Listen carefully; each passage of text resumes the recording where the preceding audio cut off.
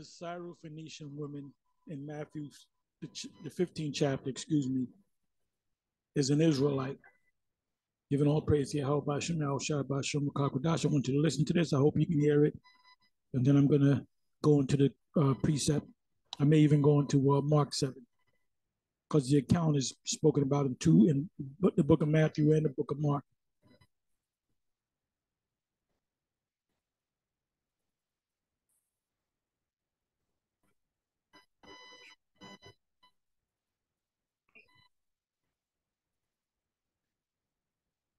Our mission is to raise up those tribes that have been destroyed and scattered in captivity. Even in that scripture with the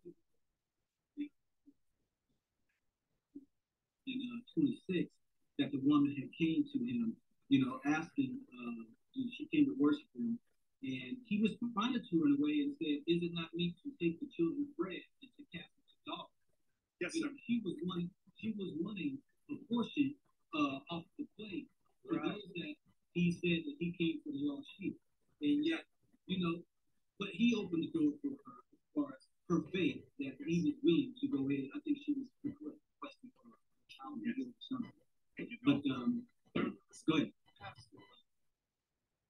Remember when you read that, it said that he ignored her. That was the first thing. The disciples said, "Lord, send her away." Nobody wanted to deal with it. She was of another nation. And when Christ said it's not meet to take the children's bread and cast it to dogs, plural, he was insulting her. So imagine if someone said, "Hey, can I have a sip of water?" Yes, it's not good for me to take my water and give it to dogs. People ignore the obvious insult. They don't know Christ. It doesn't help nothing. He ignored the woman. He insulted the woman, but as you said,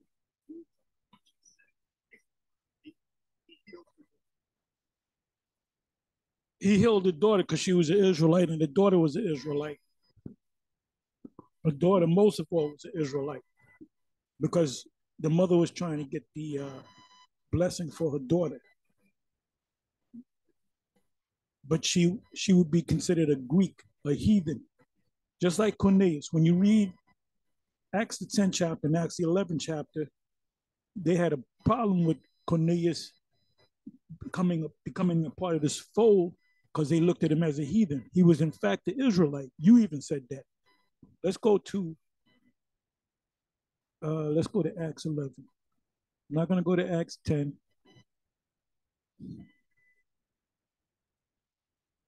You have need that one teach you again, which be the first oracles of the Most High. Hope I said that right. Acts 11. So you read Acts 10, and it goes into the conversion of Cornelius meeting. The angel came to him, and the whole nine, and met Peter, and he was accepted in, right? So here's 11 verse, right? Acts 11 and 1. And the apostles, the rest of the apostles and brethren that were in Yahweh heard that the Gentiles had also received the word of the Most High. And when Peter was come up to Jerusalem, they that were of the circumcision contended with him, saying, "Thou wentest in to men uncircumcised, and didst eat with them." But Peter rehearsed the matter from the beginning and expounded it by order unto them, saying, "I was in the city." You know the rest of the story. You just get to the point.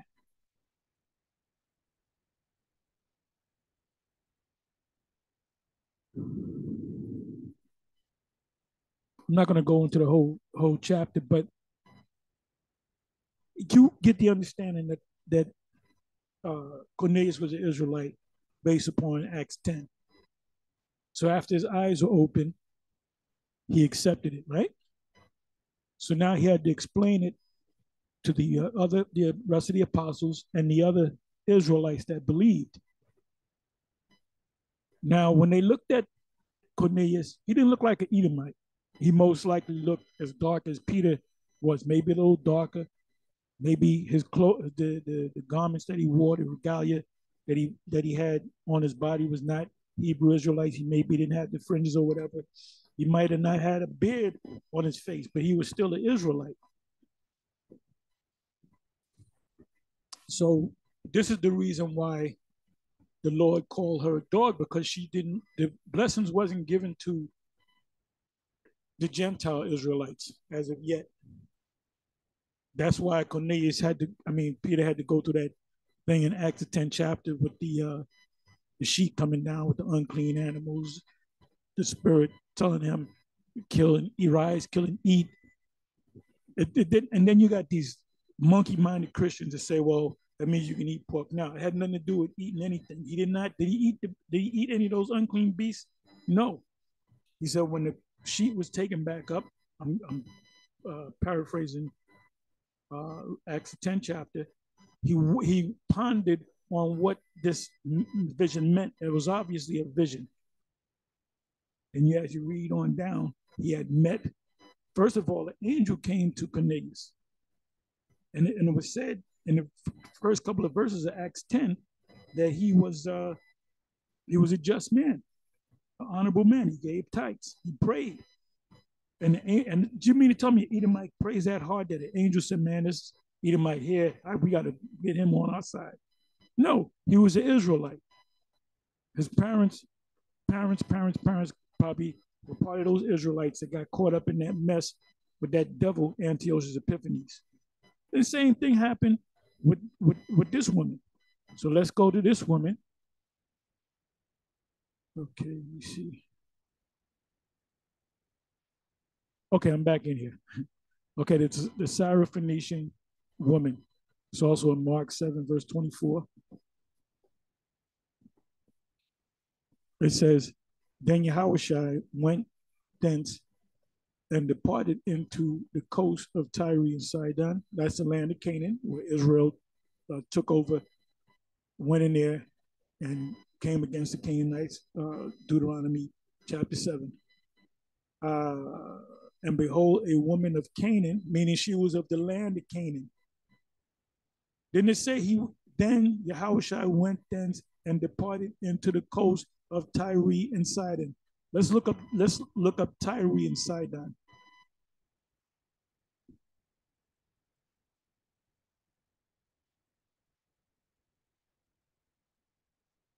And then it says in the 7th chapter, Mark, Syrophoenician. So Tyre, a Phoenician or Canaanite city on the Mediterranean, very ancient, large, splendid, flourishing in commerce because they were by a body of water, and powerful by the land and sea. If you're in the fishing business at any time in history, you're gonna do well as long as you're living by the water. So Tyre is in the land of Canaan. This is why we are the apostles, and Bishop Nathaniel is only a bishop. Sidon or Zidon, an ancient and wealthy city of Phoenicia. Phoenicia is the Greek way of saying Canaanite. On the east coast of the Mediterranean Sea, less than 20 miles north of Tyre. So they were doing well. And you had heathens amongst the Israelites.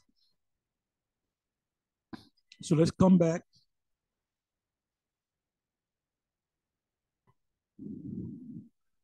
So it says Syrophoenician. Let's look up Syrophoenician. Matter of fact, let me do this. Let me do it this way. You know what I'm gonna do? Just click on it. Let me just click on it. Box 7 and 24. I want to get the, okay, it says Tyre and Sidon. We know what that is. A seacoast village, seacoast towns in the land of Canaan. It said the woman was a Greek. Anytime if you click on this word Greek in the New Testament, it's always going to refer to an Israelite in the Gentile state of mind. a Syrophoenician by nation, meaning she was an Israelite in a Gentile state of mind, and she was a Syrophoenician by nation. Let's look up Syrophoenician.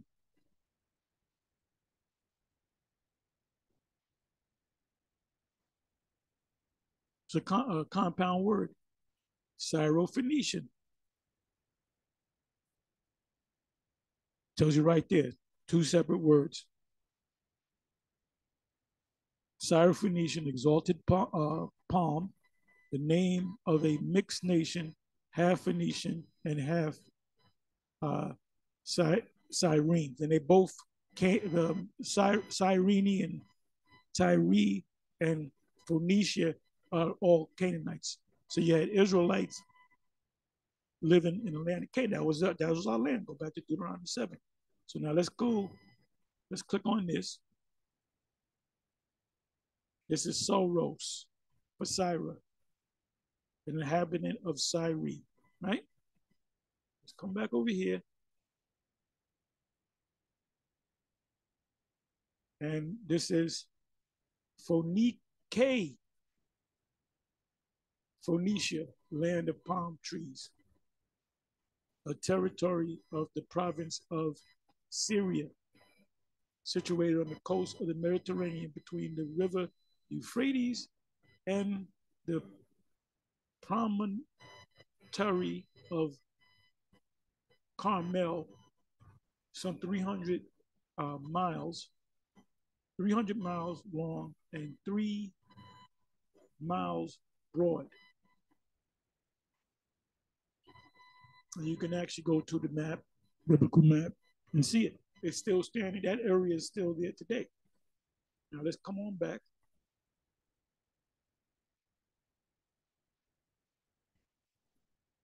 This is why we say we have 100% truth. So it says, the Syrophoenician woman, right? Matthew 15:21.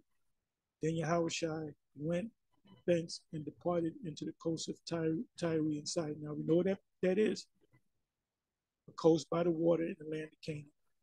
And behold, a woman of Canaan, meaning the land, she wasn't a Canaanite, came out of the same coast and cried unto him, saying, have mercy on me, O Lord, thou son of... How does she know all that? Because the Lord started to get fame. So you had Israelites that didn't necessarily know that they were Israelites. They knew that this was a man, a spiritual man, that this was a man of God. My daughter is grieving. And check this out. How in the hell does a heathen know that the Lord is the son of David, but the Pharisees and the scribes didn't accept that he wasn't the Messiah? She was an Israelite. My daughter is grievously vexed with the devil. But he answered her not a word. Why didn't he answer a word? Because he came for the Judea first, for Judah, Benjamin, and Levi. He didn't come for the Israelites that were caught up, going back into the history of Antiochus Epiphanes during the time of the Maccabees. When did that come about?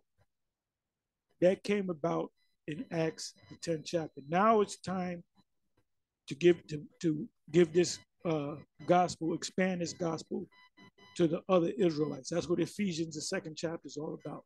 And there's many other scriptures on that. And then ultimately, that's when Paul came on the scene, because Paul was an apostle to the Gentiles. He said, I magnify my office. What did that mean? What did that mean? That he was in charge of the Israelites that kind of came up as heathens. You should read Acts the 13th chapter. Read that whole chapter, mainly from the 40th verse on down, because the Judeans, they were envious and jealous and mad at the fact that he was teaching these other nations.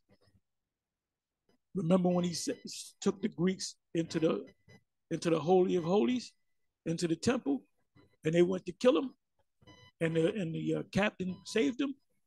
Those were Israel. He wasn't bringing no heathens in no temple. Those were Israelites. Some of them were bald-headed. Some of them had probably cuttings in their skin. They had tattoos. They wasn't wearing the long garments. They were dressed like the heathens. They were uncircumcised. That's why there was a big mess in Acts the 15th chapter concerning you ain't gonna make it in the kingdom and be saved if you're not circumcised, because their parents taught them the ways of the heathens. That's what the whole long hair thing is about in was that 1 Corinthians 11 chapter. So come on, man, you can do better than that. But he answered her not a word, and because it wasn't their time. The time for the time for this gospel to be opened up to the Israelite foreigners, the Gentiles, the heathen Israelites, was Acts the 10th chapter. And his disciples came and besought him, saying, "Send her away, for she crieth after us." And back then, the disciples were simple. They didn't know what was going on. They're just some simple Israelites. And they were. But he answered and said, "I am not sent but unto the lost sheep of the house of Israel." But she still was an Israelite. Then came she and worshipped him, saying, "Lord, help me." But he answered and said, "It is not meet to take the children's bread and to cast it to dogs." Now there's references of Israelites being called dogs. Cast not thy pearls before swine, neither give that which is holy unto the dogs. Who is he talking about? He's talking about those wicked scribes and Pharisees.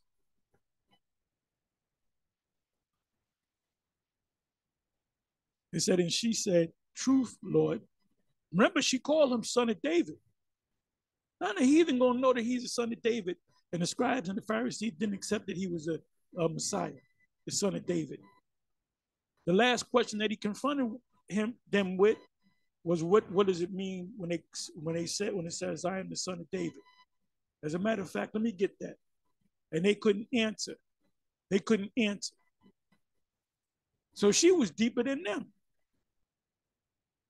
Okay, this is 27th verse. Like, hey, you can't go wrong if you get with the men of GMS, the true men, the avant-garde of the Israelites, avant-garde. Hope I said that right. Okay, so let me, what did I say I was going to do?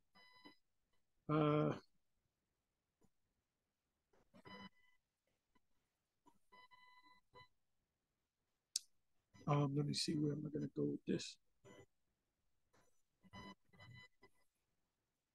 Anyway, I quoted the scripture, "Cast not that which is holy into the dogs."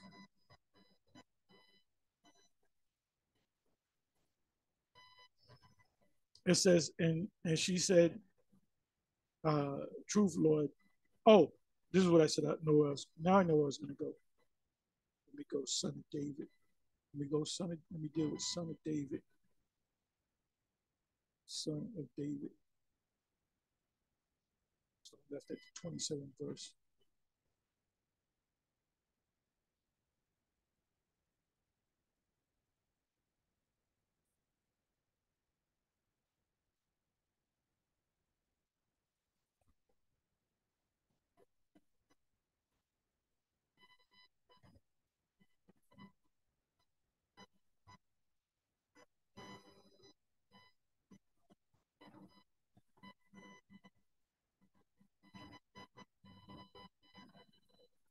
Okay, let me go right. Let me click right here.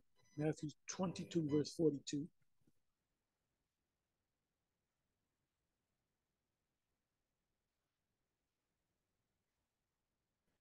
While the Pharisees, wicked Pharisees, were gathered together, Yahushua asked them, saying, "What think ye of the Messiah? Whose son is he?" They say unto him, "The son of David." The son of David. So the Messiah was going to come out of the son of David. He saith unto them, "How then doeth David in spirit call him Lord, saying, The Lord said unto my Lord, Sit thou on my right hand till I make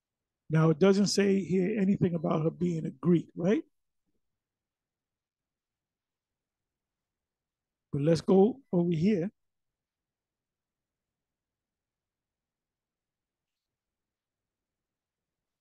The woman, Mark 7, verse 26, the woman was a Greek, a Syrophoenician. She lived in the land of Canaan off of that sea coast. What does it mean by Greek? Well, it depends on the context. Sometimes it's talking about white people. No, it's not. It's talking about Israelites in a Gentile state of mind. That's our term. G 1674.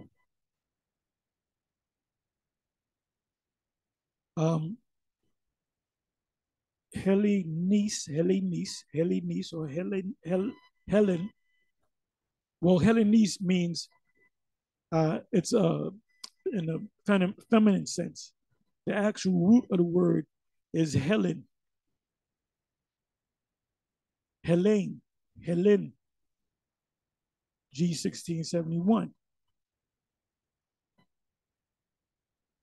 In a wider sense, the name embracing all nations, not Jews, meaning of Judea, that made the language, custom, and learning the Greek their own, meaning you can be in any other nation and be considered Hellenized.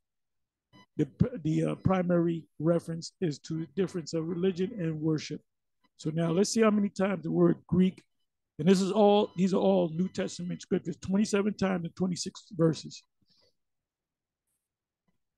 John 7, verse 35. Then said the Jews among themselves, whither will he go, that we shall not find him? Will he go unto the dispersed among the Gentiles? Who are the dispersed among the Gentiles? Israelites.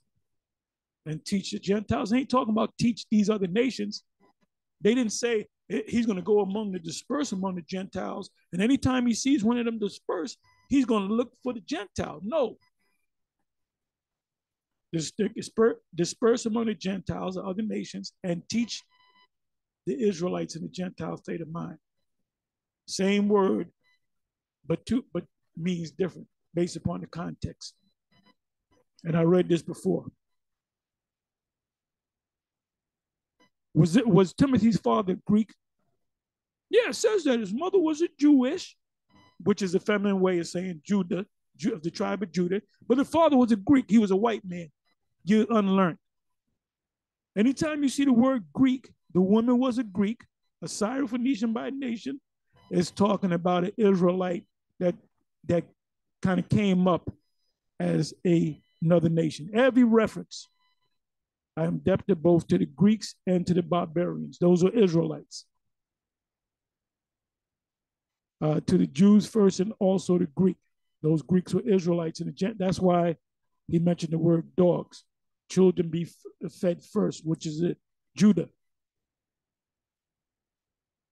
The disciples were of what nationality? They were Israelites. Doesn't tell you whether Peter was a Judite or a Levite or a Benjaminite, but they had to be Judites, Benjamin, or Levites. The Apostle Paul, we take it that Peter had to be an Israelite. I mean, of the tribe of Judah, and Paul said he was of the tribe of Benjamin. 1 Corinthians 1, verse 22, for the Jews, the ones that grew up as being circumcised 8th day for the men, required a sign, and the Greeks, the Israelites, and the Gentile state of mind, seeketh after wisdom. Remember when the Lord, when Paul encountered, the Apostle Paul encountered the men of Athens? See, that's white people. Nope. Those are Jakes that were living in Athens, man. What made the Greek continent or the Greek rulership great? It was Israelites.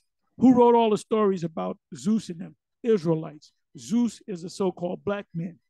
All those heroes, all of his brothers, his father and his mother, Zeus's Zeus, which is the Roman equivalent, is Jupiter. Zeus' father is Kronos, and his mother is Rhea, which they never existed. Those were the the comic book heroes of that day. All right? Written by Jake. The movie Troy, which is based upon the play Troy, was written by Homer, a big-nosed Jake, one of the 7 sages when you go back into the history. So this truth is coming out, man. So now let's come back over here and let you listen. So he got it wrong. I just knew Bishop Nathaniel was going to correct this guy. But then he follows with him. That's why the premier group on the planet Earth when it comes to Hebrew Israelites is GMS. I'm appalled. Let's listen. Let's listen. Let's listen. Listen so you can learn. This is why this man doesn't call on it Yahweh Shai. Somebody said, Most High Christ bless. That man's suspect. I don't give a damn how beautiful their garments are. I don't give a damn how many men can march down the street. If you call these guys and say, who's the King? Christ. Who's the King? Christ. I'm like, nah, I ain't with this shit. But yet you got to, if your name is Bob, you got to change your name to a hillbilly Hebrew name in the Bible because you got a coon name. Well, wait a minute, but the Lord can have a coon name? This is madness. This is blasphemy. This is madness. I just knew he was going to correct this man because he don't know what's going on.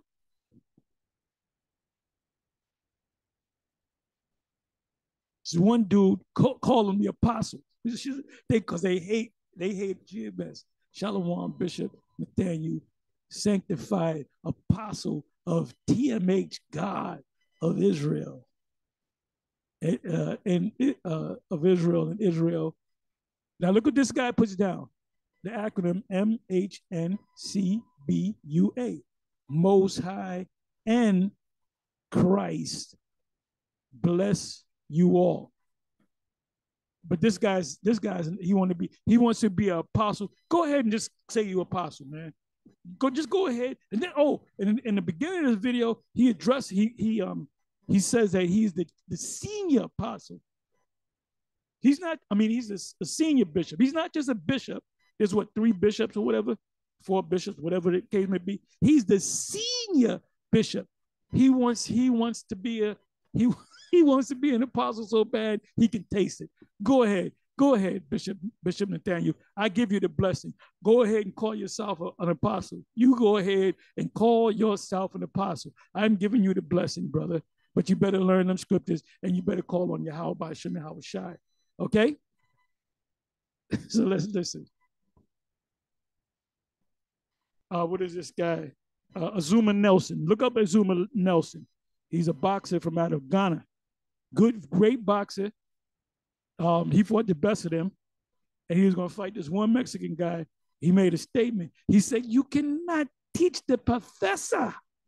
You cannot teach the professor." And he gave the Mexican champion he beat him. He said, "You're just a student. I'm the professor." So guess what? We are the professor. You cannot teach the professor, but we can teach you. So you better get it right. Get it right, Bishop Nate. No, Bishop Nathaniel. Get it right, dog. Get it right. You should have corrected this man. Mm-hmm. Mm-hmm. It's just love for the obvious input. Now, it's not good for me to take. Imagine if some dogs, plural, meat, to take the children for the shoes of another nation. And when Christ said it's not meat, hey, nope. Go ahead. Pastor about child something. But go ahead. Pastor about that. Remember when you read that, it said that he ignored her. That was the first thing. The disciples said, Lord, send her away. Nobody wanted to deal with it. She was of another nation. And when Christ said it's not. She was an Israelite. She was an Israelite, Sakari. She was an Israelite, IUIC. She was an Israelite. The woman at the well, the Samaritan woman, she was a heathen. Get it straight. Meat to take the children's bread and cast it unto dogs, plural. Did he heal the woman's daughter? Did he heal the woman's daughter? Why in the hell would the Lord heal a woman's daughter? if she's of another nation? He was insulting her. So imagine if someone comes to me and says, hey, can I have a sip of water? And I say, it's not good for me to take my water and give it to dogs. People ignore the obvious insult. They go, no, he just loved her. He ignored the woman. He insulted the woman. And then he healed the woman. Why did he heal the woman? Because she was an Israelite. That's why. Why did he heal the centurion's servant or the centurion's slave? Because that centurion, why would the Lord, hold up. Okay, if that's the case, let's deal with the centurion. All right? That's a white man, the Edomite, a Roman, obviously. So his slave had to be an Israelite or Jake, black man, right? So why would the Lord say, now I got a slave, he's sick, Lord, heal him so he can keep being a good slave to me? So why would the Lord say, yeah, your slave is healed. Go ahead and put him back in the field. Why would the Lord say that? Because the centurion, the Roman officer, was a Jake. You had Jakes that had high positions back there in that province of Palestine. So you might as well say he's of another nation. You might as well say Cornelius is of another nation, huh? As you say, you took what you said based upon faith. He healed her. People overlook him and listen. So that could be open up to Edomites now. All Edomites got to do is straight. That's why you got to start teaching. Well, I'm an Edomite. What do I do to be? What do I do to get down? All you got to do is pray to the Lord. Most High and Christ bless, and bingo, slamos is bingo. You healed, and you can go in the kingdom. Even if you're an Edomite, even if I'm an Edomite, thank you, sir. No. Anyway, let me let you listen to a little bit more, and we're gonna move on. Mm-hmm. Okay, so you mentioned about the message for those to be sent, us to be sent out into the world. Part of the message is the name of Yahweh and the name of the Son, Yahweh and Yahweh Shai. That's part of that message. He's not teaching that message. He's not teaching that message. Anyway, with that, I'm gonna say Shalom.